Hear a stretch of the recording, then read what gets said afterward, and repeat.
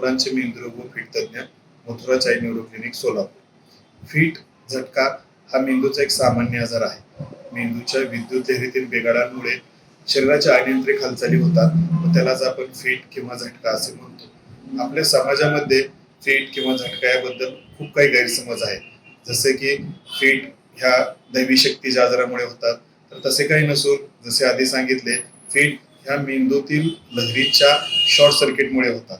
Fit चालू असताना बऱ्याचदा आपण असे पाहतो की तोंडामध्ये धातूचा चमचा दिला जातो, कांदा सुंगवले जाते, चप्पल सुंगवली जाते. तर तशा काही घटना न करता डॉक्टरांच्या सल्ल्यानुसार औषधे चालू करावी. समाजामध्ये हा एक गैरसमज आहे की फिट ह्या आयुष्यभर राहतात.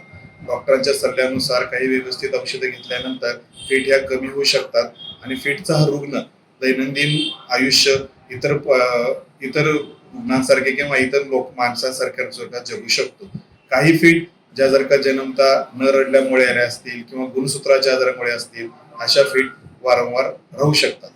मुलांमध्ये जर का फिटीचा आजार असेल तर अशा मुलांच्या शिक्षकांना त्याबद्दल कल्पना दिलेली चांगली राहील.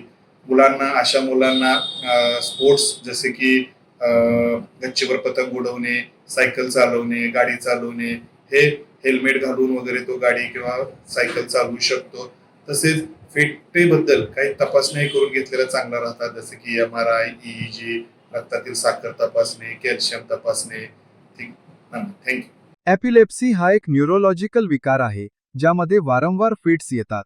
कोणाला तरी फिट्स येताना पाहणे धक्कादायक असू शकते, पण योग्य पावले समजून घेणे त्यांच्या सुरक्षिततेसाठी महत्त्वाचे ठरते. या व्हिडिओद्वारे तुम्ही परिस्थिती व्यवस्थित हाताळण्याच्या योग्य पद्धती शिकाल. मिरगीचा झटका ही एक अशी समस्या आहे ज्यामध्ये रुग्णाला अचानक आणि वारंवार अनियंत्रित फिट्सचे झटके येतात. हा त्रास मेंदूतील विद्युत अवरोधामुळे होतो. तुमचं प्राथमिक उद्दिष्ट म्हणजे त्या व्यक्तीला इजा होण्यापासून वाचवणे. जर ती व्यक्ती उभी किंवा बसलेली असेल तर तिला हळूवारपणे जमिनीवर पडून राहण्यास मदत करा. फिट्स आलेले असताना त्या व्यक्तीला कोणत्याही कठोर किंवा धारदार वस्तूंपासून दूर ठेवा, जेणेकरून तिला इजा होणार नाही. जमिनीवर पहुडल्यानंतर जमिनीवर आदरू नये म्हणून त्यांच्या डोक्याखाली उशी किंवा दुमडलेला जॅकेट यांसारखी मऊ आणि सपाट वस्तू ठेवा. फिट्स थांबत नसल्यास शक्य असल्यास त्या व्यक्तीला कुशीकडे वळवा. यामुळे त्यांची श्वसननलिका मोकळी राहते आणि लाळ किंवा उलटी सहज बाहेर पडते. फिट्स किती वेळ राहतात हे घड्याळात पाहणे महत्त्वाचे आहे. कधी सुरू होतात आणि किती वेळ टिकून राहतात हे लक्षात ठेवा. जर तुम्हाला वैद्यकीय मदत मागवावी लागली तर ही माहिती वैद्यकीय तज्ज्ञांना उपयुक्त ठरेल. फिट्स दरम्यान काही गंभीर गोष्टी तुम्ही अजिबात करू नयेत. या व्यक्तीच्या तोंडात काहीही घालू नका. जुने गैरसमज काढून टाका. यामुळे त्यांच्या दातांना किंवा जबड्याला इजा होऊ शकते आणि श्वसन नलिकेत अडथळा येऊ शकतो. तसेच त्यांच्या हालचाली रोखण्याचा प्रयत्न करू नका. फिट्स नैसर्गिकरित्या होऊ द्या, पण त्यांना धोकादायक वस्तूंपासून दूर ठेवा. फिट्स पूर्णपणे थांबेपर्यंत त्यांना अन्न किंवा पाणी देऊ नका.